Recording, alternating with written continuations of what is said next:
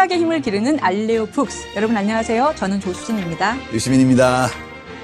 요즘 날씨가 제법 추워졌어요. 바람도 굉장히 차갑게 느껴지고 무엇보다 겨울이 오는 게 아닌가 이런 생각이 드는데요.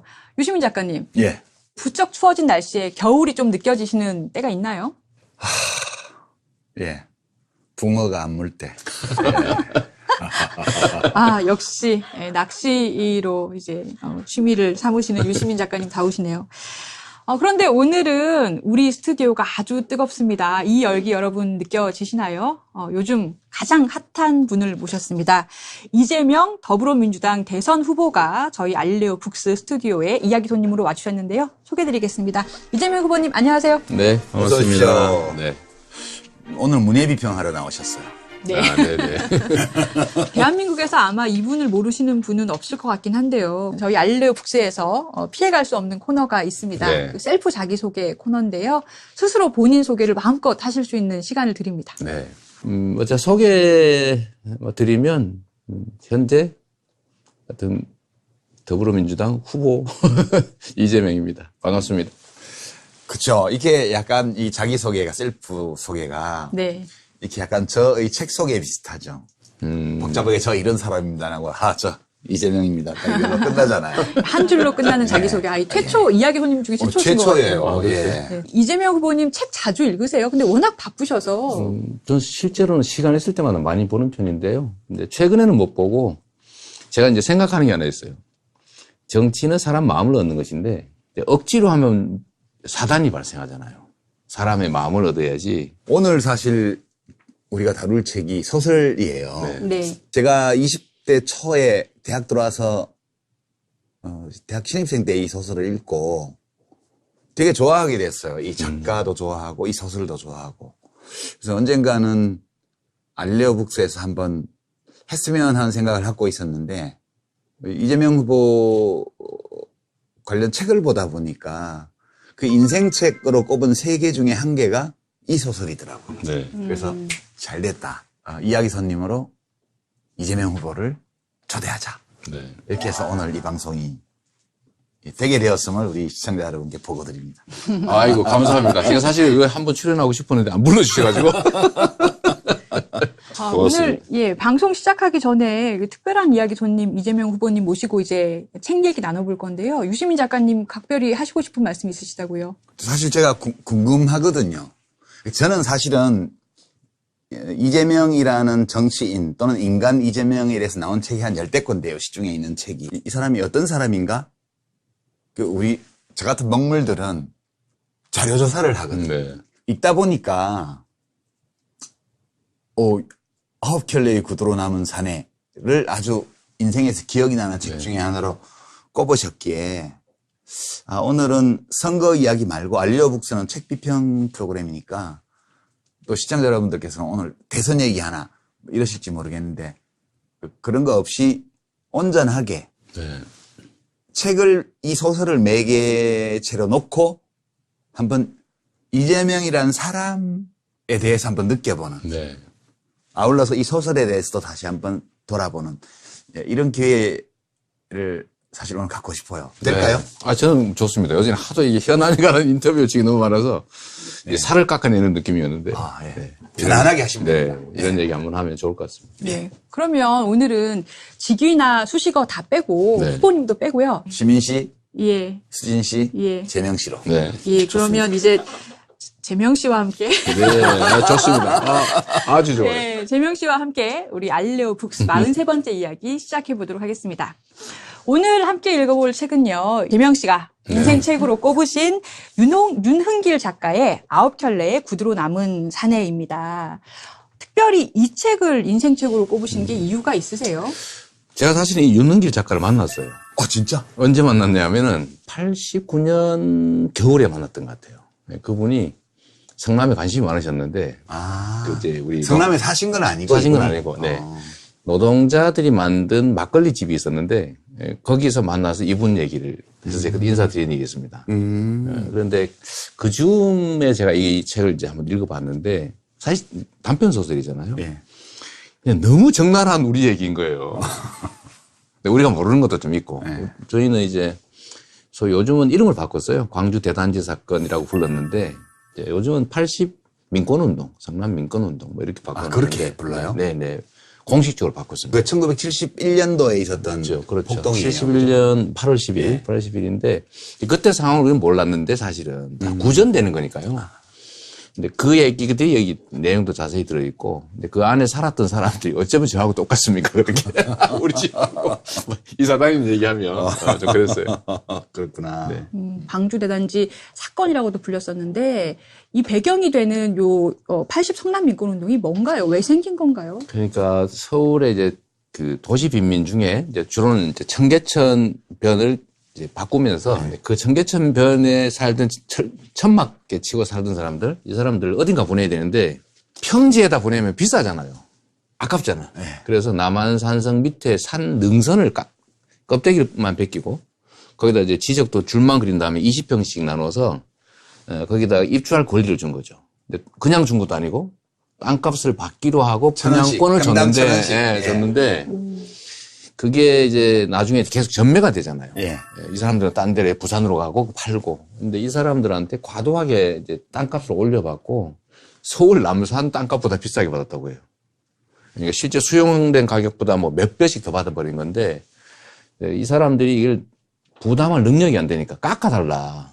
이거 세금 뭐 거기다 무슨 뭐 집에도 세금 붙이고 했던 모양인데 하여튼 우리 좀 살 수 있게 너무 과도하게 집값 소위 딱지값 너무 비싸다. 네. 분양 대금 너무 비싸다고 해서 깎아달라고 했는데 안 해주다 보니까 이제 집회를 벌였고 집회 과정에서 이제 그때 당시 서울시 관할이 했거든요, 이게. 네. 서울시가 이제 경기도에다가 일종의 식민지를 만든 거였어요. 그러니까 이주를 서울이 직접 그쪽으로 해라. 관리했어요, 그거를. 그런데 예. 그랬는데 시장도 안 나타나고 약속도 어기고 하니까 뭐 집회, 데모가 시작된 거죠. 그러니까 시위를 하면서 뭐 화나니까 이제 뭐 그 경찰차도 뭐 뒤집고 한나절 만에 끝난 사건이었습니다. 그러니까 1971년 8월 10일 하루 동안 네. 그 신개발 지역 주민들 수만 명이 그 공권력을 무력화시키고 지역을 점거했던 그런 그렇죠. 사건인 참 거죠. 제가 이 문학과 지성사에서 나온 아웃켈레이 그대로 남은 사내라는 제목의 이제 소설집이에요. 여기에 중간쯤에 이 소설이 들어있는데 이 책수로 보면 이제 174쪽부터 시작해서 한 178쪽 사이에 그 스토리가 나와요. 네. 네.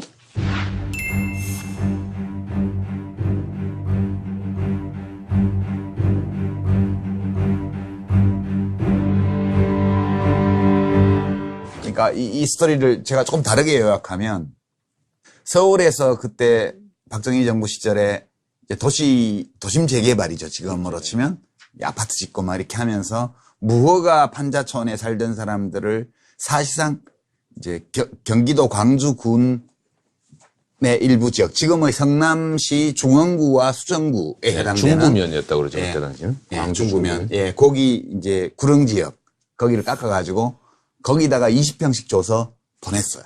강제 이주를 시킨 겁니까? 사실상 강제 이주. 그러니까 빈민을 도시 빈민을 경기도로 강제로 이주를 시킨 거네요. 그렇습니다. 예.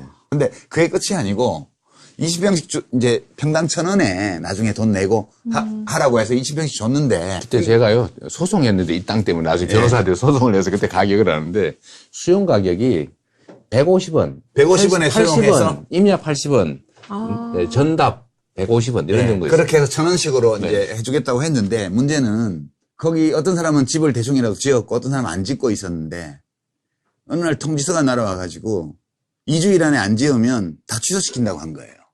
그 여기 보면 주인공이 2주일 만에 그걸 지어요. 지었어요. 네. 예. 그리고 이제 그게 딱지를 사서 들어온 사람이 많거든. 그거를 받고 자기는 다른 데로 가고 그거를 이제 딱지를 판 거죠. 이제 입주권을. 그리고 전매를 했는데 전매를 할 때 이제 돈을 내고 사람들이 들어왔는데 집을 안 짓고 있으면 취소시킨다 그러니까 2주일 만에 집을 져요. 그게 소위 말하는 루핑집입니다. 여기만 브로커로 올리고 위는 그 방수 루핑으로 세운 방수로 거죠. 세운 거죠. 그렇게 해놓고 있는데 좀 있으니까 또 통지서가 어떻게 하냐면 야 평당 10,000원, 16,000원씩 해가지고 지역에 따라서 2주일 안에 안 내면 또 다 취소시킨대요. 폭력이죠. 근데 거기에는 상하수도 뭐 이런 화장실 이런 등등의 쓰레기 처리 등등의 도시 기반 시설이 전혀 안 돼 있는 네, 상황에서 없었어요. 이게 들어간 거거든요. 그 사람들이 참다가 네. 어떻게 이럴 수가 있냐. 그래서 이제 들고 일어나서 막 경찰차 뒤집어놓고 파출소에 불지르고 막 폭동이 일어난 거예요. 하루 그랬고 와서 서울시장하고 경기지사하고 뭐 다 와서 사과하고 내무장관하고. 맞아요. 예, 그래서 끝났던 사건이에요. 근데 그때 일어난 이 사건, 그때 일어난 사건에 관련된 인물을 주인공으로 설정을 해서 이 소설을 썼는데. 그 사람이 권 씨죠, 그죠? 예. 그 안동권 씨. 안동건 씨. 근데 이게 그런 사회 고발성의 소설이 아니에요. 굉장히 밀도 높은 문학적 장치를 안에 굉장히 많이 가지고 있는 소설이어서 요새는 교과서에서도 이게 나온다는 이 소설이 나온다는 얘기가 있던데. 그런 거 있더라고요. 예. 구두의 의미는 무엇인가? 1번 뭐 2번 뭐. 나중에 구두의 의미가 네, 뭔지에 네, 대해서 한번 네. 얘기해보죠. 예, 맞춰보는 걸로. 자, 이제 이 소설은 대체로 그런 소설이고 등장인물은 오선생이라는 화자와 네. 고등학교 선생님이죠. 네, 그다음에 이 안동권 씨하고 이 두 사람이 주축이 된 소설이에요. 9켤레의 구두로 남은 산의 이 책의 배경이 이제 1970년대 성남입니다. 그런데 제가 굉장히 비슷하다고 생각했던 게 우리 재명 씨께서도 네. 성남시에서 어린 시절 보내셨잖아요. 정말 여기 나오는 장면들을 우리는 거의 다 겪었는데, 실제로. 이 소설에 나오는 장면들을. 자, 76년 2월 26일 날 새벽에 그 단대오거리라고 하는데 도착을 해가지고, 저희는 상대원이라는 동의 가장 꼭대기, 가장 높은 지대, 제일 싸잖아요. 거기를 이사를 왔는데, 그날 저희가 전날 안동에서 비 오는 날 출발을 해가지고. 예안면에서. 예안면에서 안동 나와서. 원래 고향은 안동이시잖아요. 완행열차 타고 이제 새벽에 도착해서 이제 올라갔는데, 그 싸래기 눈이 내리고 있었어요. 근데 저희도 이제 이 짐이 정말 딱 똑같아요. 저는 이제 탄통에 든 이 자전거, 수리 장비 몇 개 들고, 전부 다 이불 보따리 이런 거 지고, 이제 뭐 등짐 메고 이렇게 왔는데. 그럼 이삿짐이 뭐 한 트럭도 나올 뭐 것도 트럭 없고 없었어요. 그냥 보따리 몇 개가 다 들고 왔어요, 이삿짐이 우리는. 다였던 거예요. 진짜 여기 나오게 다른 거 없이, 차 이런 거 없이. 저희도 사실 우리 든 게 다 했는데. 예. 근데 그 장면이 너무 똑같았던 것 같아요. 그게 149쪽에 나와요. 149. 제가 좀 읽어볼까요? 너무 표현이 너무 웃겨요, 이게. 맞습니다, 네. 표현이 보면 148쪽 맨 하단에 권 씨네가 우리 집 문간방으로 이사 오던 날은 그 풍경이 가관이다 못해 장관이었다. 이제 그다음부터 이게 묘사가 돼요. 웬 아낙네 하나가 자기 몸무게만큼은 나갈 커다란 부퉁이를 머리에 인 채 땀을 뻘뻘 흘리면서 숨이 턱에 닿아 있었다. 대문에서 약간 떨어진 곳에 9살쯤 먹어 보이는 계집애 하나가 다시 그 계집애로부터 몇 걸음 떨어져 3살가량의 사내애의 모습이 얼핏 보였다. 일가의 가장은 가파른 언덕길 저 아래에다 보퉁이를 내려놓은 채 숨을 돌리면서 막 담배를 꺼내무는 참이었다. 나를 보더니 사내는 일껏 입에 물었던 담배를 도로 호주머니에 쑤시 넣은 다음 퍽이나 힘겨운 동작으로 보퉁이를 들어 어깨에 매는 것이었다. 중심을 못 잡고 이리저리 휩쓸리면서 근근히 언덕배기로 올라오고 있는 그 사내가 우리 집의 새들기로 된 권씨임이 틀림없다면 그는 예정보다 나흘이나 앞당겨 사전에 주인인 우리의 양해에도 구함이 없이 일방적이며 기습적으로 이사를 단행하는 셈이었다. 근데 이 짐이 다예요. 네, 맞아요. 이삿짐 차는 언제 오냐 그러니까 이게 다라고 그래요. 예. 그러니까 우리 재명 씨가 안동 해안면에서 떠나서 이 성남시 상대원동 제일 그 꼭대기에 있는 땅값이 제일 싼 집으로 이사 올 때 네. 딱 이 풍경이었어요. 정말 똑같았어요. 그 이불 보따리 이렇게 매는 거 있지 않습니까? 이렇게 보자기 이렇게 맨 거. 그 원래 만화에 나오는 그 네. 개나리 보치 비슷한. 근데 그걸 들고 왔었는데 그때 얼마나 이게 엉망이었냐면 여기를 싸게 이제 조성을 해야 되니까 그냥 껍데기만 벗겨 그냥 내둔 거예요. 그래서 길을 걸어가면 진흙이 발에 붙어가지고 신발이 벗겨져요. 근데 그 신발이 무거워져가지고 벗겨져. 그게 기억이 나세요? 네. 아이고. 그래서 그때는 저희가 새끼로 이게 신발하고 발등을 묶고 다녔습니다. 거무신. 거우신데. 그러니까 나는 이 대목을 보면서 윤영길 선생의 그 표현력이 대단하죠. 문장 표현력이라든가 그 약간 그 반전이 들어있는 겉으로는 굉장히 코믹하게 묘사를 했지만 안에는 슬픔이 쫙 그렇죠. 들어가 있는 네. 그런 문장을 보고 와 이랬는데 재명 씨는 와 내가 이사 오느라고 똑같아.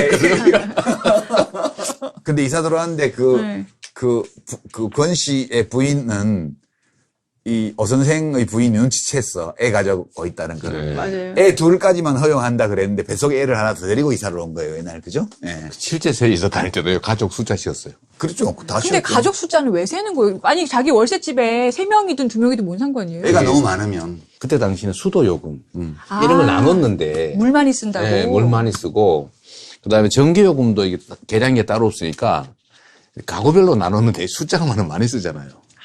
계산이 복잡한 거예요. 아, 싫어하는군요. 네, 싫어해요. 그다음에 시끄럽고 뭐 당연히. 하긴 월세집의 그 서름이네요. 150쪽에 보면 이삿짐은 차로 옵니까? 했더니 아닙니다. 이게 전부 답니다. 멋쩍은 듯이 그는, 그러니까 권 선생이죠. 그 권 씨죠. 어설프게 웃었다. 여기서 이제 권 씨의 구두가 등장을 해요. 이 소설 전체에서 굉장히 중요한 장치인데요. 내가 어안이 벙벙해 있는 동안에 사내는 슬그머니 한쪽 발을 들더니 다른 쪽 다리 바짓자락에다 구두코를 쓱 문질렀다. 이게 너무 상상되지 않습니까? 예. 눈에 보여요. 묘사가 네, 네. 아주 감칠맛이 있어요. 이어서 이번엔 발을 바꾸어 같은 동작을 반복했다. 먼지가 닦여 반짝반짝 광이 나는 구두를 내려다보면서 비로소 그는 자기 구두코만큼이나 해맑은 표정이 되었다. 아마 모르긴 몰라도 틀림없이 재고정리 박앤싸일 바람에 하나 주워 걸쳤을 지그재그 무늬에 때 이르고 유행지난 후줄근한 여름 옷과는 영 안 어울리게 그의 구두는 제법 신품이었고 알맞게 길이 난 호사품이었다. 권 씨에게 구두는 늘 반짝반짝해야 되는 굉장히 근데 그 호사품이었죠. 10켤레나 있어, 10켤레나. 구두가. 맞아요. 나중에 권 씨가 사라지고 나서 보니까 9켤레의 구두를 발견하죠. 그렇죠. 한 켤레는 씻고 갔고. 근데 떠나오신 예안면, 네. 안동시 예안면, 거기 이제 책에 보니까, 소개집, 네. 소개집이라고 표현해 놓으셨던데, 그 집 모양이 기억나세요? 작년 여름까지 있었어요. 있었어요? 저희가 이제 1년에 2번씩 꼭 가는데, 그 이제 할머니, 할아버지 산소가 있기 때문에, 이제 한식 추석 때 가거든요. 근데 꼭 한 번씩 들러봤는데, 이번에 갔더니 없어져 버린 거예요. 왜 그랬냐 했더니, 면에서 철거해 버렸대. 너무 아쉬웠어요. 폐가라서. 네, 배가 사람 없고 하니까. 그 브로커로 이렇게 지은 집이거든요. 그죠. 중간에 구멍 2개 있는 블록벽돌로 지은 집이었는데, 뭐 방안도 전혀 안 되고. 그 왜 소개집이라고 하는지 아세요? 제가 알죠. 이 화전민들을 산에서 강제로 내쫓았는데, 그때 이제 산림 녹화한다 그러고, 도시로 사실 노동력 공급하려고 농촌 해체 정책이 일부잖아요. 그 이제 산림녹화 5개년 계획 시작할 때. 그래서 산에서 다 내쫓았는데 사람들이 살 집이 없으니까 급하게 브로커로 날림으로 집을 지어줬어요. 그래서 소개한 사람이 사는 집. 그래서 소개집. 예, 소개된 사람이 소개. 흩어가지고. 전쟁용으로 소개 작전이라고. 소거. 그걸 소개라고 그래요. 아. 민간인들을 전쟁 때 특정 지역에서 다른 데로 네. 이제 이렇게 옮기게 하는 걸 소개라고 군사용문데. 네. 실제로 제가 살던 동네가 이제 소개집들이 있고, 이제 소개된 사람이 살다가 나간 집을 저희가 이사를 가서, 이제 성남으로 이사 오기 전까지 살았죠. 근데 우리 재명 씨 마음에는 그 예안면에 그 도촌인가요? 네. 예, 거기 소개집이 있던 그 시골 마을. 네. 그때 책을 읽어보면 그때 초등학교를 거기서 다녔기 때문에 막 거의 한 2시간 걸려서 걸어서 다녔고, 이게 당연히 성적이 별로 안 좋았겠죠. 결석을 많이 했어요. 네, 결석도 엄청 많이 하고. 그랬는데 학교 도서관에서 빛이 되어 있던 책을 많이 읽었다는 기록이 나오더라고요. 네. 저는 학교 도서관, 뭐 시골 학교 도서관이 뻔한데, 그래도 한 교실 2칸 정도의 도서관이 있었어요. 있었는데, 거기 이제 친구들이 돌아가면서 이렇게 지키잖아요. 건빵 뇌물 줘가면서. 네, 제가 한도 이상의 책도 많이 빌려가지고 읽었고, 거기는 제가 거의 다 읽었던 것 같습니다. 그래서 사실은 제 인생에서 시기별로 보면 초등학교 때 제일 책을 많이 본 것 같아요. 숫자로 하면. 숫자로, 아주 짧은 시간에.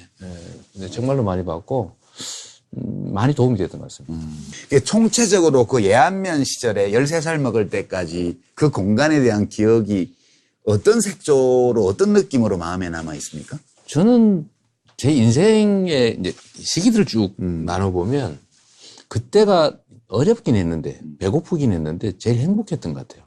아, 그래요? 네. 정말 자유로웠고요. 제가 이 자연을 상당히 좋아하는데, 예를 들면 제 마음대로 할 수 있었고, 온 동네가 먹을 게 널려 있었고, 또 어머니 계셨고, 어머니는 정말로 사랑이 넘치는 분이셔서 힘들긴 했지만 그때가 제일 인생살이에서 행복했던 것 같습니다. 그렇게 윤색된 거 아닐까요? 그럴 수도 있죠. 왜냐하면 추억은 아름다운 거니까. 원래 사람이 나쁜 기억을 지우잖아요. 자기 보호 본능 때문에. 좋은 기억은 좀 더 좋게 만들고. 그러니까 이제 우리 재명 씨의 라이프 사이클을 이렇게 보면 이제 초등학교 졸업할 나이 때까지 안동에서 그 시골에서 살았고 초등학교 졸업하자마자 1976년이죠, 그죠? 네. 1976년이니까 세는 나이로 14살, 만으로 13살 때 성남시 지금은 상대원동 네. 꼭대기. 네, 꼭대기에 이사를 왔어요. 거기서 이제 공장을 한 10군데 다녔어요. 18살 때까지. 처음에는 나이가 어려서 취업을 못하니까 이제 남의 이름으로 공장을 다녔고. 요즘 그때 말로 마치꼬바 집안에 사는. 네, 가내수공업. 네, 그런 데들 다녔고 마지막 오리엔트 시계 공장에 그만뒀다가 다시 이제 복직을 했을 때 처음 자기 이름으로 18살 때 이제 취업을 했어요. 그리고 일기는 언제부터 썼냐 하면 그 대학을 가야 되겠다고 결심을 하고 이제 검정고시를 포함해서 대입 준비를 시작한 시점부터 시작해서 사법시험 합격하던 애까지. 맞습니다. 그 기간에 썼기 때문에 되게 18살에서 24살. 그렇죠. 그죠? 됐죠. 그 무렵에 쓴 일기들이에요. 일기는. 그렇군요. 그 일기에 보면 어린 시절 얘기도 나오고, 그 다음에 검정고시 공부할 때 얘기도 나오고, 대학 입시 공부할 때 얘기도 나오고 그러는데. 네, 그게 제가 어려울 때만 쓴 거예요, 사실은. 그렇더라고요. 정말로 어려울 때. 이야기가 다 어둡더라고. 네, 이게 즐겁고 편할 때는 안 썼고, 네, 어려울 때만 썼는데, 그게 이제 하루를 되돌아보는 좋은 선생이 됐던 것 같아요. 그래서 우리 아들들한테도 딴 얘기 나누고 내가 진짜 부탁이 하나만 딱 들어주라, 아버지 부탁. 일기만 써라. 그냥 장난으로 써도 좋으니까. 근데 안 쓰더라고요. 그래서 일기를 쓴 한 10년 정도? 그 사이가 생각도 많이 했고, 그게 이제 뭐, 나중에 시험에 도움이 됐을 수도 있는데, 하여튼 저를 많이 되돌아보게 됐어요. 뭐 정말 인생에 도움이 많이 됐던 것 같습니다. 요즘에도 일기 쓰세요? 요즘 안 쓰죠. 요즘 편하거든. 아니, 아드님한테 일기 쓰라고 하신다면서요? 아들들은 좀 나보다도 더 나았게 되길 바라는데, 저는 요새는 못 쓰고 있습니다. 그 책에 다시 돌아와서 보면 이 책에서 그 화자인 그 오 선생님이 집을 마련한 부분이 또 재밌습니다. 160쪽에 가면 눈물겨운 얘기지. 예, 그 중간입니다. 참담한 고생 끝에 성남에서는 기중 고급 주택가로 알려진 시청 뒷산 은행주택을 산 다음 자그만치 100평 대지 위에 세운 슬리브 집의 안주인으로서 아내가 전세 입주자에게 내세운 조건은 사실 그리 까다로운 게 아니었다. 첫째, 자녀가 둘 이하라야 한다. 둘째, 집안에서는 언제나 정숙을 유지해야 한다. 예컨대 이 이상 두 가지 조건만 지켜준다면 예컨대 전열기 사용이나 담요의 물빨래 같은 것에 야박하게 굴지 않을 것이며 오물 수거료나 야경비 따위 재반 공과금 지불에 억울하지 않게 실이 선처할 생각이었다. 얼마나 이제 그 오 선생님이 집을 아꼈는가. 그 당시에 본인 집 하나 변변하게 이 성남에 마련했다는 게 이분들 굉장히 프라이드였던 거죠. 근데 이 책에서 이 화자가 되는 고등학교 선생님인 오 선생도 그렇고 또 주인공인 권 씨도 그렇고 집이라는 게 굉장히 특별한 의미가 있는 것 같아요. 이 책의 배경이 됐던 1971년인 그 성남 민권운동, 80 민권운동도 사실은 집 한 칸 좀 편안하게 마련해 보려던 사람들이 이제 폭동을 일으킬 수밖에 없었던 반나절이지만 그런 이야기인 거잖아요. 이게 집을 집을 확보해 가는 과정이라고 하는 게 사실 대한민국 사회는 정말 어려운 일이거든요. 저희도 사실 집을 좀 일찍 마련해 보자고 저희가 학교를 못 간 건데 아버님 입장에서는. 그러세요? 실제 그런 거거든요. 왜냐하면 가면 이제 월세를 사는데 그때는 법률상 허용되는 기간은 6개월이었거든요. 임대 기간이 6개월. 6개월만 임대를 줘야 되는 거예요? 그 법에 이제 6개월을 보장하는 거예요. 6개월을 보장한다? 근데 보통 6개월 전부터 이사를 가죠. 계속 오르니까. 예. 그 후에 이제 1년이 됐고, 그 후에 이제 2년으로 연장이 됐는데, 당시는 저는 집 그럼 떠오르는 게 이사밖에 안 떠오르요. 가면 이사예요. 잠깐 살면 이사. 좀 이사 좀 안 다녔으면 좋겠다.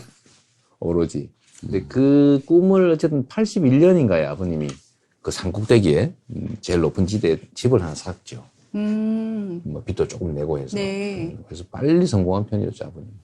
이제 주요 등장인물이 오 선생하고 권 씨인데요. 네. 여기 이제 권 씨가 이제 소설을 아직 읽지 않으신 시청자들을 위해서 제가 그냥 간단히 소개를 하면 권 씨가 대학도 나온 사람이고 네. 출판사에서 편집 직원으로 일을 하다가 되게 꼬장꼬장해가지고 네. 자꾸 유명 저자들 하여튼 그 유명 저자들 중에서 편집자들한테 함부로 하는 분들이 좀 예나 지금이나 있거든요. 그렇군요. 예. 네, 그렇습니다. 근데 이 편집자 주제에 자꾸 이제 이 원고에 대해서 너무 솔직한 말을 막 하고 그래서 잘려요. 이 권 씨가. 네. 그래서 이제 생계가 굉장히 어려워진 상황이었는데 더더군다나 이 사람이 여시찰 인물이에요. 광주 대전지 사건 때 경찰차를 뒤집어엎고 막 엄청난 그 난동의 주모자로 감옥을 갔다 와서 그런 거예요. 근데 이 사람이 아기가 잘 안 나와서 그 아내가 병원에 갔는데 수술을 해야 되는데 수술비가 없어서 돈 빌려달라고 왔는데 오 선생이 안 빌려줘요. 그리고 결국은 그게 마음에 걸려서 병원비를 내주죠. 오 선생이. 근데 권 씨는 그걸 모르고 자기 아내 죽게 생겼으니까 그 집에 강도를 하러 들어요. 네. 되게 웃기는 사건을. 그러고 되게 어설프게 가리고서 이제 강도가 권신께 떨고 표가 다 있고, 나죠. 강도가 떨고 있고 집주인은 강도가 누군지 바로 알아봤고, 막 그런 이상한 사건을 벌이고 나서 권 씨가 구두 9킬로만 남기고 사라지는 게 이제 이 소설 끝이거든요. 이 작품 자체는. 근데 이 권 씨가 그렇게 된 이유가 이 사람이 막 그 투쟁위원회 만들어서 뭐 하고 할 때 자기는 싸울 생각이 없었는데 네. 막 진흙탕에서 뒹굴고 폭동이 일어나고 그럴 때 참외 실은 차가 지나가다가 그 엎어져서 참외가 진흙밭에 구르는데 갑자기 사람들이 그 참외를 주워갖고 막 미친 것처럼 먹는 그 장면까지만 기억이 나고 그 뒤에 자기가 한 모든 행위에 대해서는 기억이 없는 거예요. 근데 경찰이 증거 자료를 제시하는 걸 보니까 자기가 분명히 한 게 맞고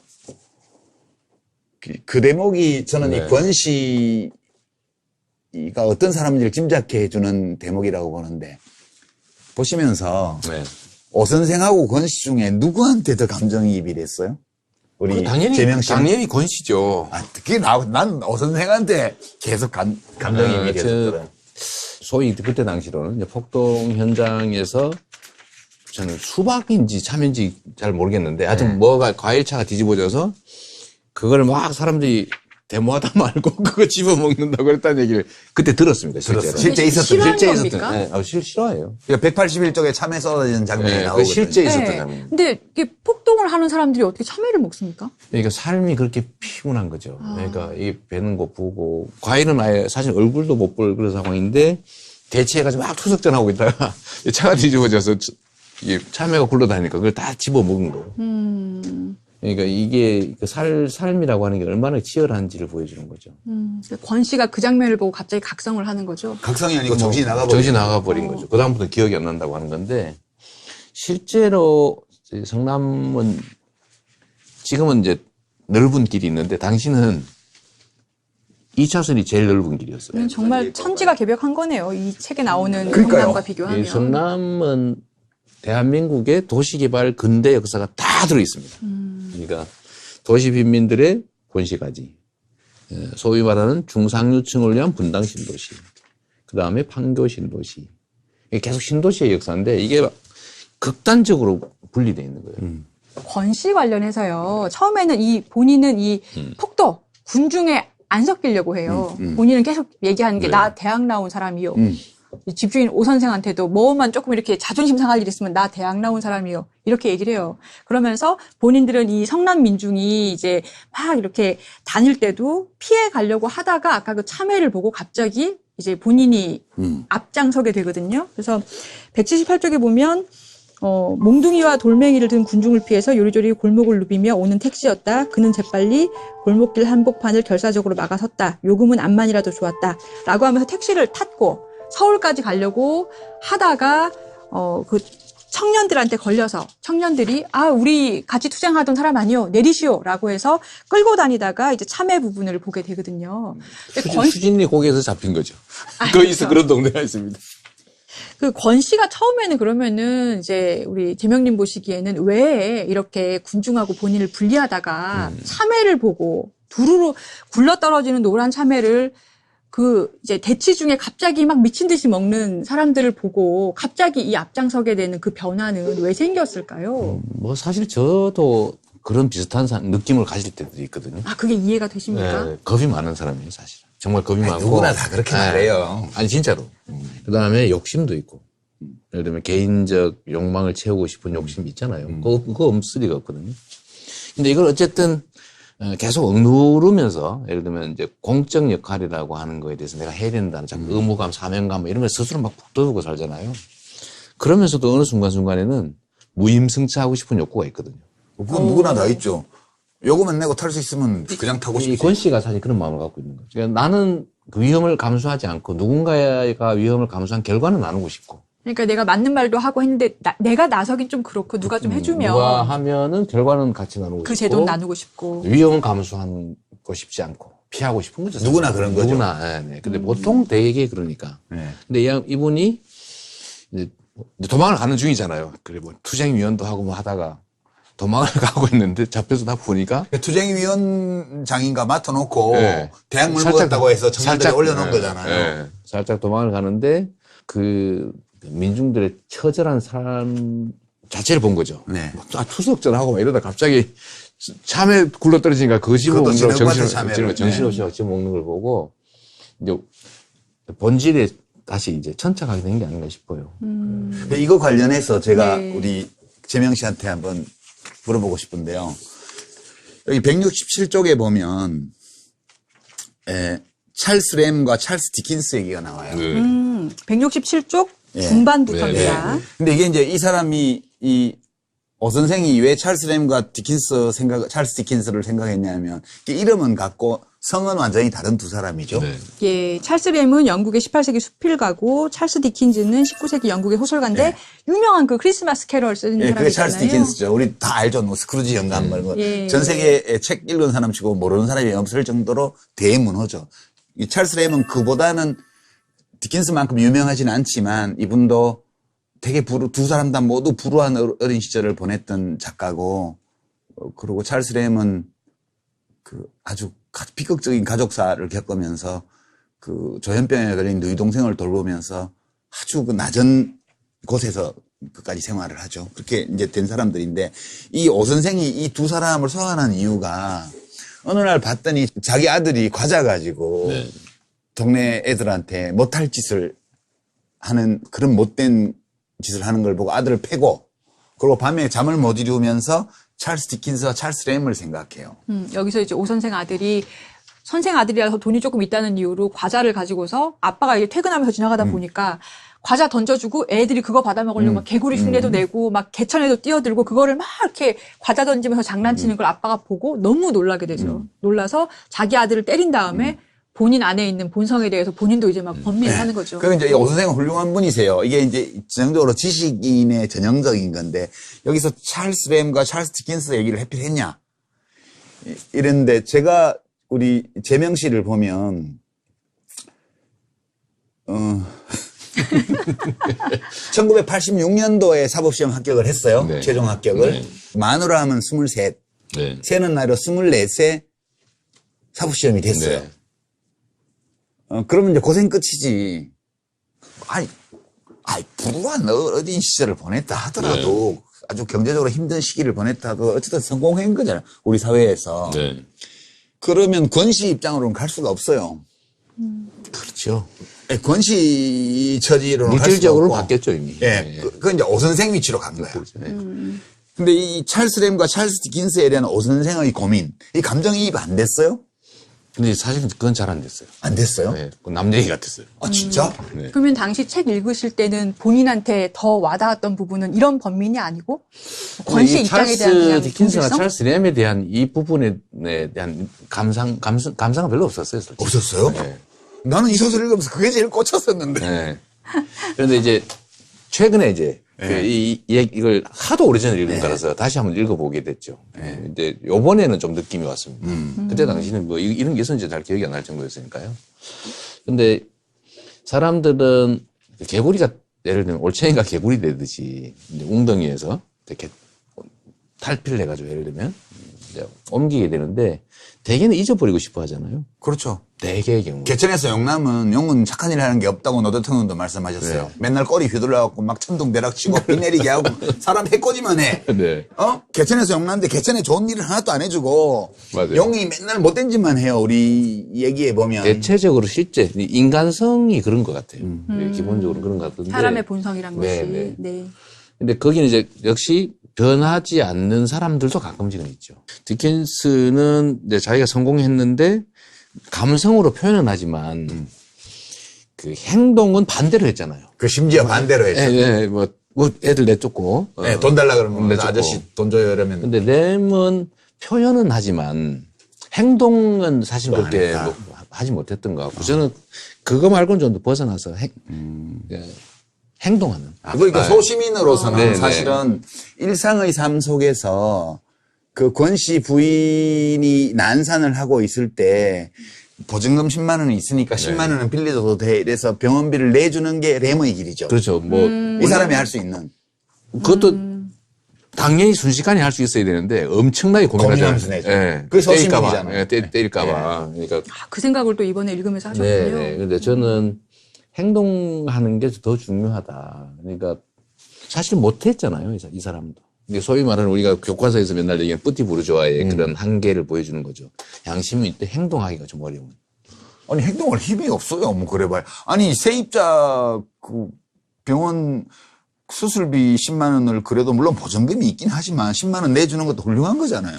그렇긴 하죠. 그렇긴 한데 과연 기대치는 그래도 안 감정이입은 안 된다. 네, 네, 네. 이 점이 저하고 이 재명 씨하고 굉장히 큰 차이인 것 같아요. 그래서 저는 사실 과격하다고 그러잖아요. 예, 별로 안 가격한데. 예. 아니, 그러니까 사람들이 보기에. 나도 과격하다는 말 정말 솔찬게 들었잖아요. 지금 누가 과격한가 지금 경쟁을 하고 계신데요. 아, 그럼 우리 시민 씨는 이거 보시고 나서 이 두 사람 중에서 뭐 어느 길에 조금 더 그러면 예. 저는 처음부터 와닿았어요. 권 씨와 그 참외 네. 먹던 사람들의 입장이 돼본 적이 한 번도 없어요. 인생을 살면서. 돌 던지러 다니고 이러다가 좀 고생은 좀 하긴 했지만 또 뭐 글 쓰는 일도 잘 먹고 사라지고 이러니까 그것도 되게 출세해서 국회의원도 하고 장관도 하고 이랬잖아요, 제가. 저는 권 씨나 이 참외 먹던 사람들과 같은 내가 어떻게 벗어날 수 없는 어떤 조건 때문에 그와 같은 환경에 있어 본 적이 없어요. 그 장면이 굉장히 이제 처절하죠. 예, 생생하게 181쪽입니다. 네. 3년차 한 대가 어쩌다 길을 잘못 들어가지고는 그만 소용돌이 속에 파묻힌 거예요. 대모를 피해서 빠져나갈 방도를 찾느라고 요리조리 함부로 대가리를 디밀다가 그만 뒤집혀서 벌렁 나자빠져 버렸어요. 누렇게 익은 참외가 와그르르 쏟아지더니 길바닥으로 구릅디다. 경찰을 상대하던 군중들이 돌멩이질을 딱 멈추더니 참외 쪽으로 벌떼처럼 달라붙습디다. 한 차분이나 되는 참외가 눈 깜짝할 새에 동이 나버립디다. 진흙탕에 떨어진 것까지 주워서는 어적어적 깨물어 먹는 거예요. 먹는 그 자체는 결코 아름다운 장면이 못 되었어요. 다만 그런 속에서도 그걸 다투어 주워 먹도록 밑에서 떠받치는 그 무엇이 그저 무시무시하게 절실할 뿐이었죠. 이건 정말 나체화구나 하는 느낌이 처음으로 가슴에 팍 부딪혀 옵디다. 나체를 확인한 이상 그 사람들하고는 종류가 다르다고 주장해온 근거가 벼랑간 흐려지는 기분이 듭디다. 내가 맑은 정신으로 나를 의식할 수 있었던 것은 거기까지가 전부였습니다. 네, 이게 이 소설 전체에서 제일 핵심적인. 맞습니다. 예. 그죠? 저는 그렇게 그렇습니다. 받아들였어요. 그러니까 이게 이제 사실 이제 저 같은 경우는 언제나 이런 장면들이 맞닥뜨리죠. 그러니까, 나체와 같은 장면이. 네, 그러니까 참혹한 현실. 뭐 그 안에 사실 저도 한때는 있었지만 탈출했다고 해도 주변 사람은 여전히 그 안에 있는 게 저는 보이거든요. 저희 그렇지. 가족들, 네. 본인은 벗어났는데, 주변은 다 그러고 여전히 그 속에 있거든요. 그러니까 형제 자매들과 네, 뭐 다른 조카, 공장에 같이 정말 다니던 친구들, 친구들과 네. 다 거기 그냥 있다. 저만 탈출했거든요. 그 안에서 참외를 우걱우걱 먹던 나체와 중에 한 명이셨던 거군요. 네. 그래서 지금도 여전히 그런 사람들이 수없이 많이 있고요. 그래서 이런 장면들, 그러니까 선택의 장면들, 예를 들면 제가 시립의료원 만들기 하다가 이게 처벌받을 위험성이 있는 상황인데 그럼 도망가야 되잖아요. 그러니까 저 시의회에서 뭐 이렇게 하다가 정과 하나 생기셨죠. 정과 하나 벌금 생기고. 정과 하나 생기셨죠. 그 예를 특수공무집행방해죄. 네네. 그 다음에 뭐, 백궁 정자지구 용도 변경 부동산 예. 요즘으로 하면 부동산 개발이 특혜. 특혜 반대 운동하다가 아이 그만해라 그런 걸 끝장보다가 또 구속돼. 예. 여기서 피할까? 이런 마음을 먹을 때가 상당히 있는데 제가 언제나 그 장면 속에서 고민하죠. 탈출할까? 뭐 이걸 표현한다고 누구도 욕하지 않을 디킨스의 텐데. 길과 그렇죠. 예. 램, 좀 더 행동하는 램 쪽. 의 예, 그 사이를 언제나 사실은 갈등하는데 피해도 아무도 야단치지 않죠. 그럼요.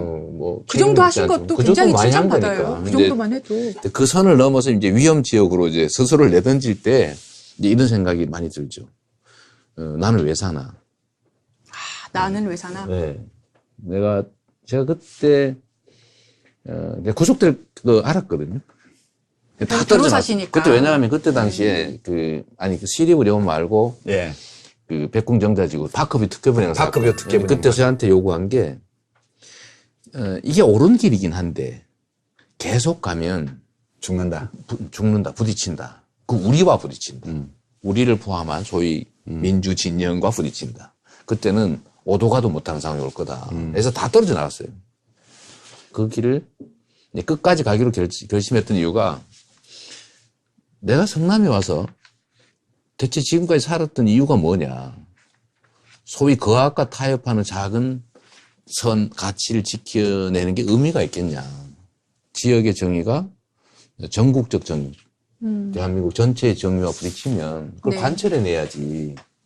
제가 지역으로 내려와서 소위 시민운동, 사회운동을 하는 것이 거학과 부딪혀, 우리 안에 거학과 부딪혀서 포기해야 되면 나는 왜 살았냐, 지금까지. 그 생각이 들더라고요.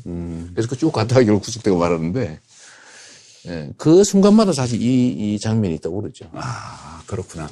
그러니까 이게 확실히 같은 문학 작품, 같은 소설도 선 곳에 따라서 이제 풍경이 느낌이 달라지는 다른 거죠. 예. 그런 게 있는 것 같아요. 그러니까 인간 이재명은 어떤 사람이냐. 제가 생각한 데는, 그러니까 안동의 아주 오지의 빈농 가정에서 어린 시절을 보냈고, 네. 그다음에 청소년기는 성남의 도시빈민 가정에서 보냈어요. 그렇죠. 예. 그리고 14살 때부터 18살 먹을 때까지 노동을 했어요. 소년 노동자로서. 이게 불법 취업이죠. 네. 우리 근로기준법 위반하면서 위장 취업. 위장 취업해서 네.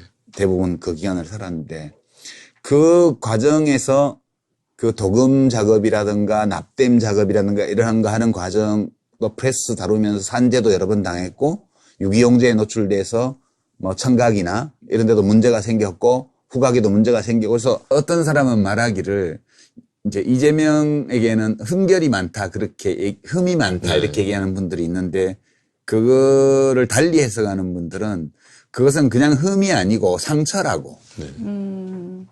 그러니까 상처가 많이 남은 거라고. 이 사람이 몸은 산업화 전쟁의 생존자이기 때문에 몸에는 산재의 상처가 많이 남아 있고 그다음에 사법시험 합격하고 연수원 거쳐서 바로 성남에서 개업을 했어요. 그죠? 네. 그때 이제 디킨스의 길을 안 가고 최소한 램의 길. 그렇죠. 최소한 램이. 선택을 한 거죠, 그때.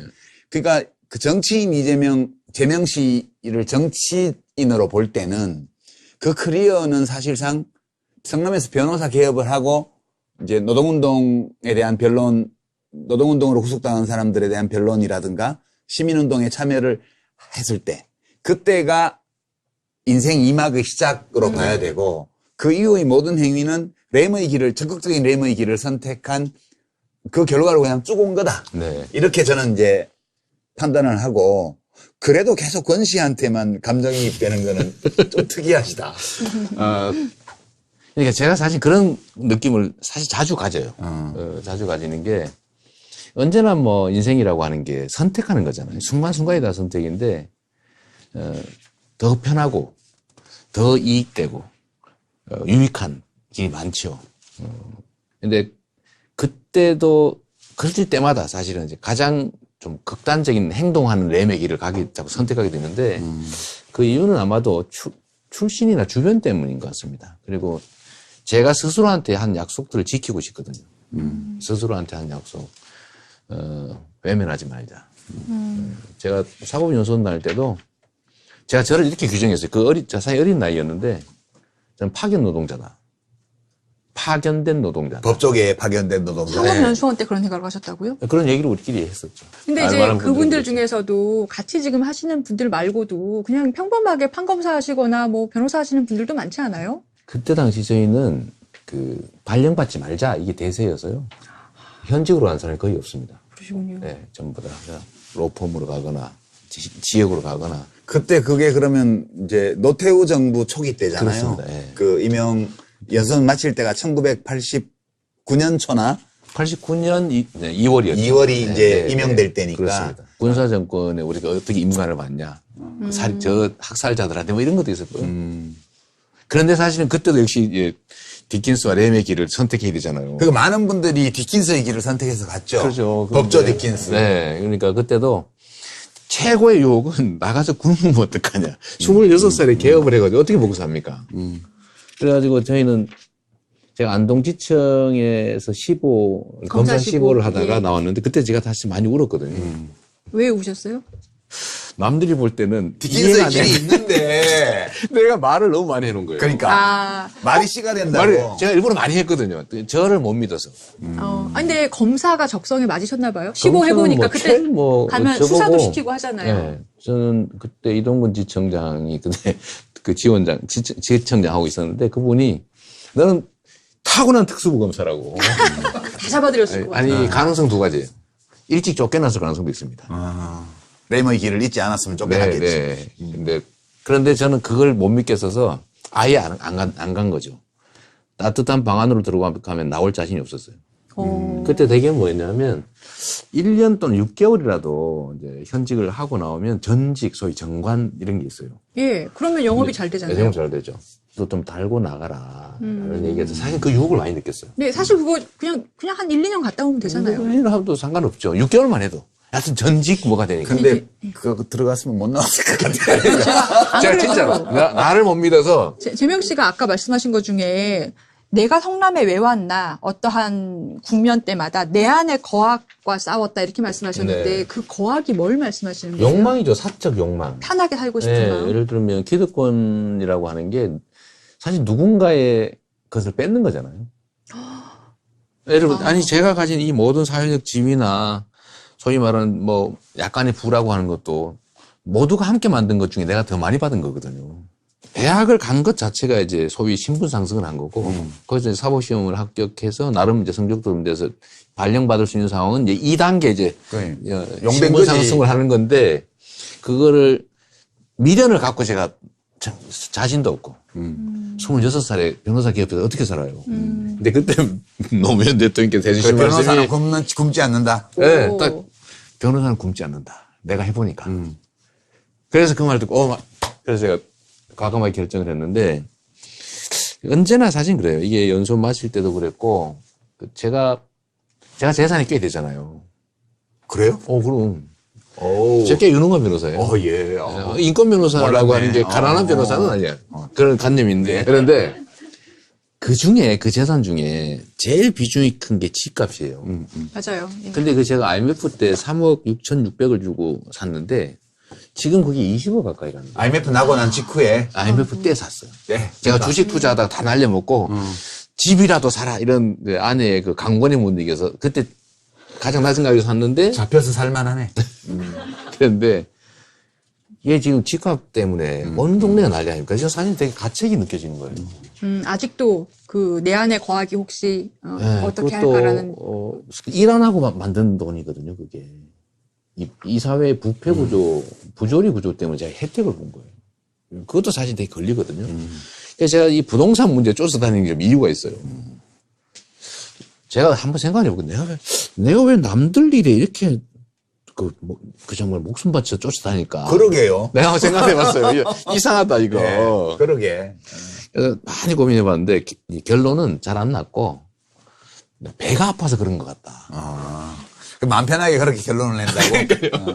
아니, 그게 돈 진짜 자기 돈 하나도 안 들이고 정치 권력하고 썼다 해가지고 작업 좀 하면 인허가 받아가지고 남의 돈으로 땅 사서 계약금 받고 분양해가지고 그 돈으로 잔금 주고 네, 그건 다 잘못된 하잖아요. 거예요. 네, 이래가지고 잘못된 거예요. 네. 돈 한 푼 안 들이고 막 수천억씩 이렇게 소위 말해 해먹는 걸 보니까 이게 너무 배가 아프다. 이게 내 입장에서도. 근데 주변 다른 사람은 오직하겠냐. 보통은 배 아프다고 안 그러고 열받는다고 얘기하는데. 예.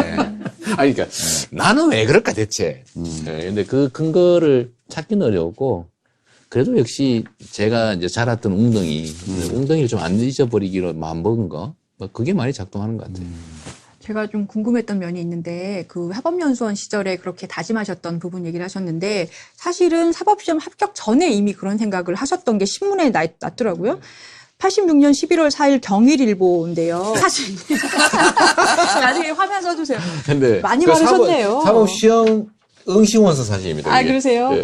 근데 여기 보면은 23세 이재명 씨 이렇게 나와 있어요. 네. 굉장히 빨리 완전히 정말 빨리 붙으셨는데 사법시험 합격 후에 지역신문 인터뷰에서 나는 성남에서 변호사 사무실을 열어 억울한 사람을 위해 일하겠다. 이렇게 인터뷰를 하셨어요. 그렇게 말했더라고요, 보니까. 네. 그렇게 어렵게 중앙대 법대를 가시고 정말 4년 만에 그래서 고시를 붙고 그러면 일반적으로 여기서 드라마 같은 데 보면 이제 그럼 나는 이제 판검사가 돼가지고 가서 권력과 돈을 잡아가지고 이제 혼테크 한 다음에 내 인생 쫙 가는 거야. 보통 이게 그치. 일반적인 경우가 많잖아요. 그랬던 학생이 이렇게 어렵게 붙은 대학 나와서 붙을 때까지 어떤 변화가 네. 있었길래 아, 그거를 국익을 위해 일하게 됐는가라는 인격적 거예요. 성장이라고 일반적으로 표현하는 거예요. 그죠? 대학 가서는 5.18 때문에 제가 생각을 완전히 바꿔버렸던 거예요. 그때 이미 사실 사법시험 공부할 때 네. 이미 대학 다니면서 그 내 사욕을 채우는 삶을 살지는 않는다. 네, 내가 너무 많이 속았다. 지금도 속는 사람이 너무 많다. 속이지 않는 사회, 정상 사회를 만든다. 이미 삶의 지향점은 대학 때 정해졌고. 이게 정상적인 지적 발전과 인격적 성숙의 과정을 보여주는 거예요. 이 코스가. 네, 제가 9년까지는 대학 다니기 전까지는 80년, 81년은 제가 공장 다닐 때인데. 네, 파리학번이시죠. 파리학번이죠. 네. 그때는 저 폭도들인 줄 알았죠. 왜냐면 언론이 다 그렇게 얘기하니까. 그래서 제가 언론에 대해서 이렇게 가짜뉴스 징벌 해야 된다고 주장하는 이유예요. 사람의 생각을 바꿔버리거든요. 세상을 지배하거든요. 이 정보가. 그래서 대학 가서 5.18이 제가 알았던 것과 완전히 다르고. 뭐 그분들도 어쩔 수 없이 그랬대요. 그랬대. 예, 그렇게 하고 싶어서 나치도 그런 게 그렇게 말했대요. 아니, 예.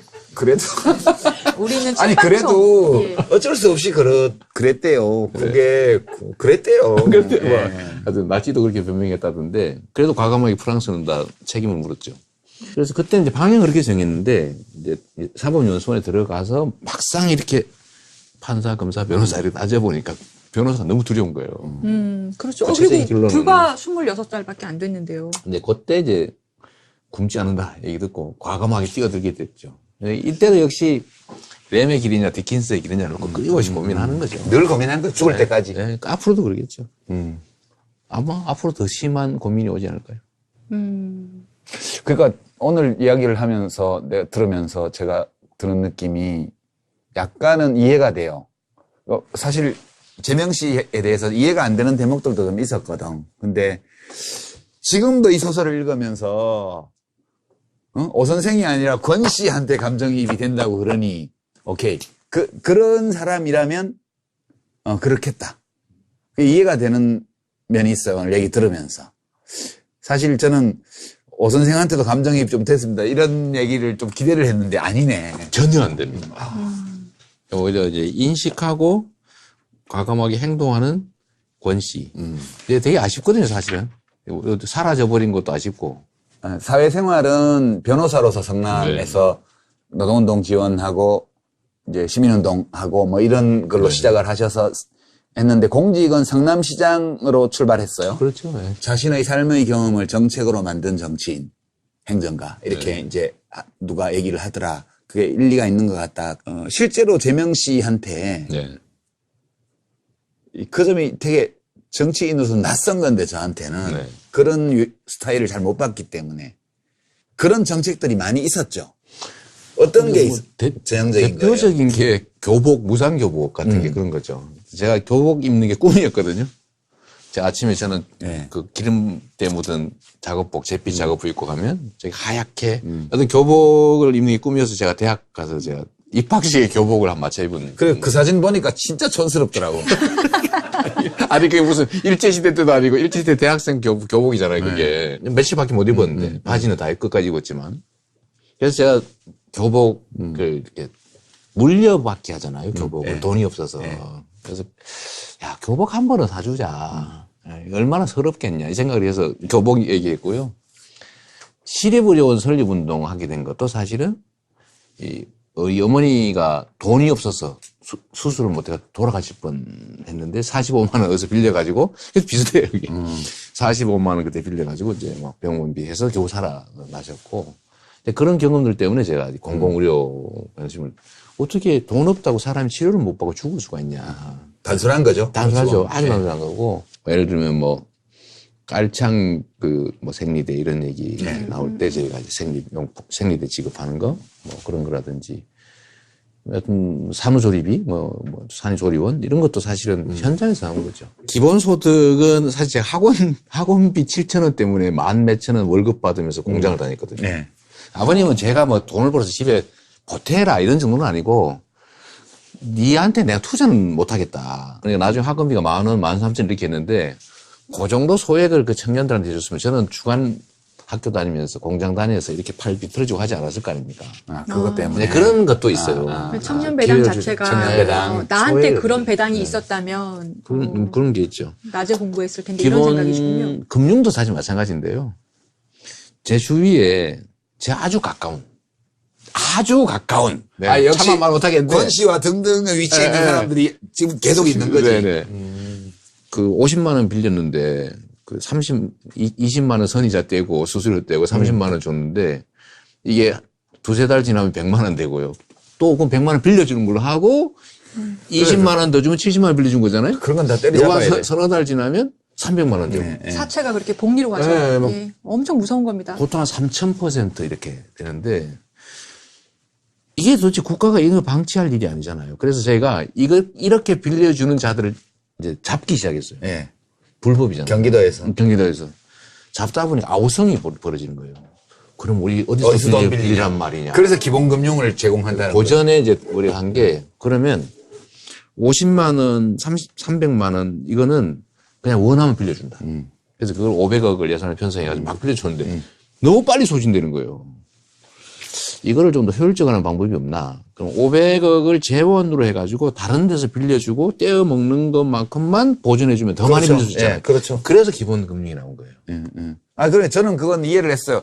그 떼먹는 거 갚아줄 돈만 기금 조성해 놓으면 돼요. 그렇죠. 네. 일반 대출을 하게 하고. 그러니까 뭐 예를 들면 특히 청년들 같은 경우는 1,000만 원 정도를 20년 후, 10년 후에 연리 한 2, 3%. 그러니까 권 씨가 여기서. 그러니까요. 자기 아내가 애가 탯줄 목에 감겨서 안 나오고 있어서 수술 받아야 되는데 10만 원이 없잖아. 죽게 생겼잖아요. 그렇죠. 제왕절개 수술비가 이런 건 없어가지고. 사실 이제 공공의료로 해결해야 되고. 공공의료로. 그러네. 예. 이건 최소한의 삶이니까. 저는 금융 문제는 가장 약탈적 영역인 것 같아요. 현대 경제 구조 중에서. 말이 안 되잖아요. 맞습니다. 기대가 됩니다. 그 대목이 제일. 사실 뭐 주택 이런 거 기본소득 이런 것들은 논쟁도 심하고 재원도 많이 들고 준비하는데 시간도 많이 걸리지만 이 금융은 안 그래요. 기본금융 제도만 하면 돼요. 제가 사실은 뵈면은 직접 한번 꼭 여쭤보고 싶었던 게 아까 그렇게 어려운 처지에서 대학을 가고 사법연수원 때도 그렇고 인권 변호사를 선택하고 계속 점점 더 어려운 길로 가셨잖아요. 그게 원동력이 뭐예요? 그래서 제가 아까 말씀드린 것처럼 대체 내가 왜 이러지 진짜 고민 많이 했어요. 주변 사람들도 많이 고통 겪거든요. 특히 제 아내나 우리 아이들은 무슨 죄예요. 요즘 많이 이해하긴 한데 양심 같아요. 양심. 그러니까 나만 탈출해서 속된 말로 호의호식하기 어려운 양심. 그럼 그 양심은 아직 본인이 알고 있는 많은 사람들이 그 진흙탕에서 참외를 주워 먹고 있다는 걸 아는데 그걸 외면하고 나 혼자 이렇게 살 수 없는 양심, 적당히 살 수 없는 양심 그런 걸 말씀하시나요? 근데 그게 단순히 피하는 것만이 아니고 이제 조금만 한 겹만 더 깊이 생각해 보면 그들의 그 희생 속에서 우리는 많은 걸 누리는 거잖아요. 그러니까 제가 무관한 게 아닌 거예요. 이 점이 나하고 진짜 재명 씨하고 다른 점이야. 나는 왜 그들에 대해서 내가 어디까지 책임감을 느껴야 되지? 이거 고민을 계속했어요. 저 20대 때도 계속 내가 오 선생한테 감정이입이 될 수밖에 없는 게 20대 때도 이걸 꼭 해야 되나? 이걸 해야만 되나? 그리고 정치를 할 때도 국회의원 할 때도 이걸 내가 계속 해야 되나? 이 정도면 욕 안 먹을 정도로는 하지 않았나? 이게 네. 이런 생각을 하는 게 바로 오 선생의 감정이입되는 그렇죠. 사람의 네. 특징이에요. 네. 저 그거 너무 이해가 되는 게 사실 저도 이제 뭐 아무것도 아닙니다만은 그래도 이제 선배님들처럼 시민 운동 같은 것도 하고 뭐 이렇게 하다 보면 그런 고민을 해요. 내가 어디까지 이룰 수 있을까? 어느 선까지 갔을 때 나는 스탑이 될까? 왜냐면 우리는 옛날처럼 한다고 잡혀가고 뭐 고문당하거나 아니면 구속되고 이런 시절은 아니잖아요. 그렇죠. 과연 내가 어디까지 내 것을 포기하고 전진을 할 수 있을까가 늘 고민이고 나한테 회의감이나 의문이 많이 들어요. 근데 그거를 두 분 선생님 다 뛰어넘고 뭐 아니, 어느 나는 안 경지까지 간 것 뛰어넘었다니까. 같아요. 나는 울타리에 발걸 치고 맨날 이렇게 저렇게 했던 사람이에요. 나는 국회의원을 하고 장관을 하고 뭐 대선 후보 경선에도 한번 나가보고 했는데 그 몸 전체를 그쪽에 놓은 적이 한 번도 없었던 것 같아요. 제 생각에. 네. 늘 눈 한쪽은 저쪽에 가 있는 거야. 늘 마음이. 그러니까 여기가 너무 괴로워요. 그럴 수 있겠네요. 예. 나는 오 선생인데 계속 권씨처럼 구두 닦고 있으니까 이 소설로 치면 이게 안 되는 거예요. 계속 이거 아닌데 구두 닦는 거 그만두고 저기 가서 책 읽어야 되는데 그 생각이 나는 거죠. 그러니까 온전하게 이 감정이입도 안 됐고 온전하게 나의 모든 정신적, 지적, 신체적 자산을 여기에다 쏟는다. 이런 결심이 안 되더라고. 근데 이런 것도 있는 것 같아요. 그러니까 이게 저도 사실 저를 잘 이해 못하는 측면이 바로 그 점이기 때문에 네. 너무 과하게 위험한 길을 자꾸 선택하는 측면이 있거든요. 네, 맞아요. 네. 근데 그게 여기서 그만둘 수는 없다. 이런 것도 있는 것 같아요. 이때까지 인생이라고 하는 게 짧은데 어쨌든 지금까지 계속 걸어왔던 그 길을 고지가 바로 저긴데 예서 말 아니, 수는 뭐 없다. 고지는 없죠, 사실은. 그냥 쭉 가는 건데 지금 포기하기는 살아온 삶이 너무 억울한 거예요. 그건 더 해보고 싶은 게 있으신 거지. 꼭 그렇죠. 해보고 싶다 이게 있는 거죠. 제가 해보고 싶은 게 있죠. 상식적인 사회를 만드는 게 진짜 제 꿈이라니까요. 그건 이제 나중에 대선 후보 토론 가서 말씀하시고. 책방송 알리려고. 책방송. 네, 우리 네. 알려 목소리는 도서비평 방송. 네. 그래서 권 씨 얘기하는 거 아니에요. 저는 권 씨처럼 이렇게 좌절하긴 했는데, 그래도 마지막 순간에는 자기 뭐 가치를 실현했다고 그럴까? 뭐 그런 것도 있는데, 제가 당당하게 내놓고 쭉. 근데 대개는 실패하죠. 성공하기 좀 어떻게, 결과를 잘 못 만드는데, 저는 정말 운이 좋게도 그 위험한 도전들이 다 성공한 측면이 있습니다. 잘난 척 대마왕이야. 이럴 때 보면. 맞잖아요. 근데 이거 맞는 말씀인 게 그 시장이 되신 다음에 2013년에 첫 삽을 떴죠. 네. 성남의료원 만드셨고요. 그래서 2020년에 지금 개관을 해서 성남의료원들 시민들이 잘 활용을 하고 계시죠. 그게 굉장히 저는 소설 한 장면을 보는 것처럼 그런 것 같아요. 영화 같은 스토리인 것 같아요. 그런 것도 재미죠. 인생을 사는 재미.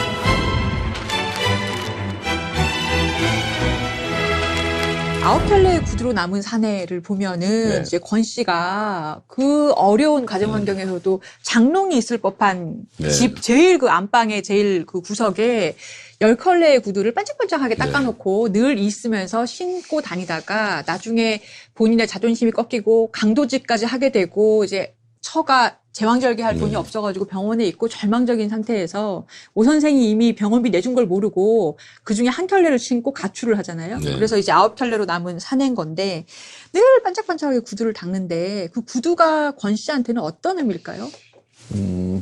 뭐 자존감이죠. 마지막 남은 자존감. 그러니까 자기를 인정받을 수 있는 유일한 뭐 존재 그런 거 아니겠어요? 그 양반이 그런 얘기 많이 하잖아요. 나 안동건 씨야. 뭐 그런 얘기. 나 대학물 먹었어. 나 대학 나왔어. 이래 봬도 대학 나온 사람이요. 이런 얘기. 근데 그걸로는 부족하고 이 사람이 자기의 존재를 증명하는 유일한 단서. 반짝이는 구두. 아, 존재를 증명하는 이 네. 구두가 반짝이는 것처럼 나도 안 죽었다. 인정받는. 네.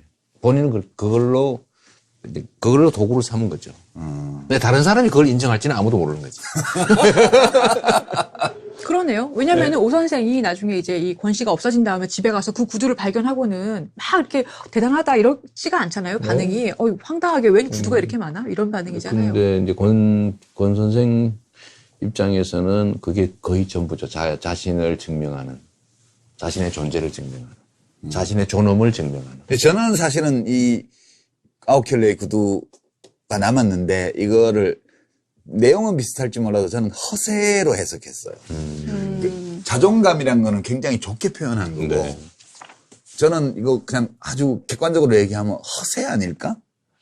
그 자기의 내면의 허약함을 보상하려고 하는 그런 허세의 상징으로 이 작가가 구두를 등장시킨 게 아닐까.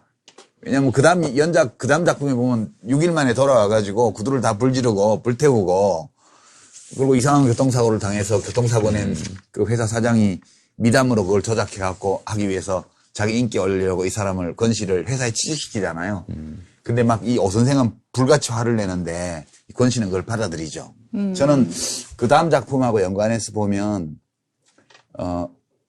자존감하고 허세는 어찌 보면 서로 같은 거예요. 동전의 양면처럼 네. 이렇게 붙어 있는 걸 수도 있겠죠. 열등감과 우월감은 사실은 같은 것의 다른 표현이거든요. 그리고 사람들이 예를 들면 엄청나게 비싼 자동차, 뭐 드러나는 소위 아주 비싼 어떤 물건들을 내세울 때는 내면이 좀 취약해졌거든요. 내면이 충실한 사람은 그런 거 신경 안 쓰거든요. 예, 근데 사실 이 사람도 마찬가지죠.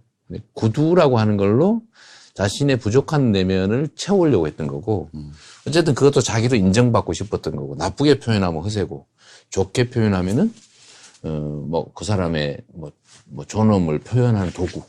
그럴 수 있는 거죠. 세명 씨한테 이 10켤레의 구두에 해당하는 게 있을까요? 있겠죠. 근데 그런 건 또 있는 것 같아요. 저는 정확하게 뭔지 모르겠어요. 자존심 아니면 아까 양심은 너무 우아한 표현이고 여기까지 왔는데 되돌아갈 수는 없다. 벗어날 수는 없다. 뭐 그런 것도 있는 것 같고. 승부욕에. 그러니까 인정받고 인정 욕구 중에 하나 아닐까 싶기도 해요.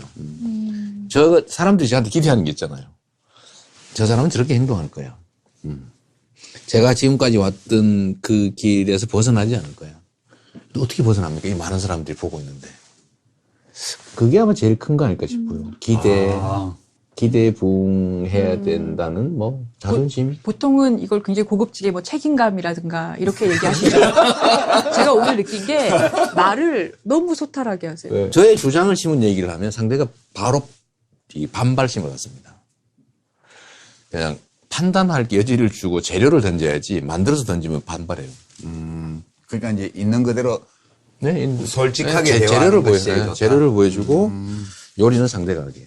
근데 요리를 해서 주면 싫어해요.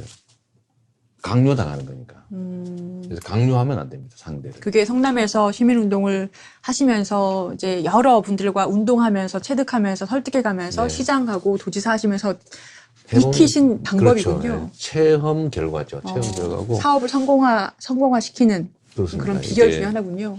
그러니까 아까 말씀드린 것처럼 마케팅, 조직론, 경영학, 병법서, 역사서 그런 거 많이 보셔요? 진짜 많이 본다니까요. 나는 정치하면서 그런 거 한 번도 본 적이 없는데. 저는 워낙 가진 거 없이 시작한 입장이어서 끊임없이 어쨌든 재료도 새롭게 보고 좋습니다. 조언도 제가 잘 받아들이는 편이에요. 이게 사람들은 제가 고집세가지고 안 받아들일 거좀 생각하거든요. 맞아요. 예. 의외로 제가 다른 사람 얘기를 잘 듣는 편입니다. 그거는 머리가 좋은 분들이 그런 경우 많아요. 이렇게 머리가 좋은 분들 중에 그 남의 말을 잘 이해하고 경청하는 사람들이 발전이 돼요. 자, 이 책을 통해서 특히 전하고 싶으신 메시지가 있으세요? 삶의 처절함 같은 거요. 저는 이제 나름 정치인 또는 행정가 입장에서 이제 사회의 자원을 배분하는 역할을 하잖아요. 근데 그게 정치의 본질인데, 근데 모르는 사람이 너무 많아요. 현장의 삶이 어떤지 진짜 몰라요. 예를 들면 저도 민원에 대한 태도가 기존의 다른 공직자하고 다르거든요. 우리가 왜 대의민주국가에서 우리가 할 일이 뭐냐. 원래 민원을 해결해 주는 일이다. 그 사람이 말하지 않아도 해야 되는데 말을 해주니 얼마나 고맙냐. 그렇잖아요. 예. 공직자들 입장에서는 수없이 쌓여있는 일 중에 하나고 수없이 쌓인 일 중에 개별 민원은 아주 요만한 티끌 같은 일이에요. 그런데 이 티끌 같은 일이 그 사람한테 목숨이 달린 일인 경우가 많습니다. 그 개인에게는. 그렇죠. 이성적으로 생각하면 네, 알 수 있어요. 실제로. 네. 예를 들면 목숨이 걸렸거나 사업에 성패가 달렸거나 정말 인생이 달린 일들인데 여기 관해서 볼 때 아무것도 아닌 거예요. 그래서 이게 그들의 인생이 삶이 달렸다고 생각하자. 이게 현장성인데 이 책의 내용 자체는 사실 그 현장의 처절함을 보여주죠. 삶의 현장의 처절함. 근데 그래서 이 공직자들한테 좀 많이 봤으면 좋겠다는 생각이 들어요. 공직자들에게. 그러니까 현장을 모르는 국민들의 이 처절한 삶의 현장을 모르는 사람들이 좀 보면 좋겠다. 근데 이게 그냥 끝난 70년대 얘기가 아니고 지금도 계속되는 현장 얘기입니다. 네. 정도와 양상은 다르지만. 네. 집 못 구해서 뭐 헤매는 사람들 얘기나 다 똑같죠. 그렇군요. 지금까지 직위, 수식어 없이 그야말로 인간 재명 씨와 함께 윤은길 작가의 9켤레의 구두로 남은 사내에 대한 이야기 나눠봤습니다. 재명님, 제가 언제 이렇게 불러보겠습니까? 재명님, 재명 씨, 저희 알려북스 출연해 보시니까 오늘 어떠셨어요? 왜 빨리 안 불러줬나 뭐 그런 느낌이 들죠. 어쨌든 뭐 재밌는 얘기 오랜만에 한 것 같습니다. 요즘은 뭐 일상이 너무 형식적이고 또 고루하고 또 뭐라 그럴까요? 되게 뼈에 관한 이야기들이 주로 되는데 오늘은 오늘은 이제 살과 피에 관한 이야기들이 좀 있었던 것 같아요. 좀 인간이 된 것 같습니다. 이때까지 기계 주로. 예. 네, 우리 유시민 작가님 오늘 어떠셨어요? 예. 오늘 이제 재명 씨하고 이 소설에 관한 얘기를 했는데, 예상했던 어떤 생각이나 감정 이런 것들도 있었고, 별로 생각하지 못했던 방향에서 나온 이야기들도 있어서, 저로서는 좀 흥미로운 시간이었고요. 되게 문학 작품을 감상하는 데는 여러 가지 방법이 있지만, 역시 이제 선자리에 따라서 풍경이 달라 보이는 것처럼 읽는 사람이 어떤 사람이냐에 따라서 문학 작품에 대한 해석도 눈길을 끄는 대목 다 다를 수밖에 없다는 걸 새삼 확인했습니다. 그래서 역시 책은 문학 작품이든 비문학 작품이든 간에 서로 다른 사람들이 같은 책을 읽고 그에 대한 소감이나 생각을 한번 나눠보는 것이 그 작품을 다면적으로 이해하는 데 굉장히 도움이 되는 것 같다. 점을 다시 한번 확인한 것 같아요. 그래서 그런 점에서 우리 시청자 여러분들이 정치와 아울러서 문학도 함께 즐기는데 우리 오늘의 방송이 작은 자극제가 있으면 좋겠다. 그런 희망도 함께 말씀드립니다. 예. 노무현 대통령이 하신 말씀이 문득 떠올라서 그 말씀으로 마무리하려고 합니다. 따뜻한 사람이 되어야 합니다. 나하고 가까운 우리에게만 따뜻한 사람이 아니라 넓은 우리에게 따뜻한 사람이 되어야 합니다. 따뜻한 사람은 불의에 대해 분노가 있는 사람이지요.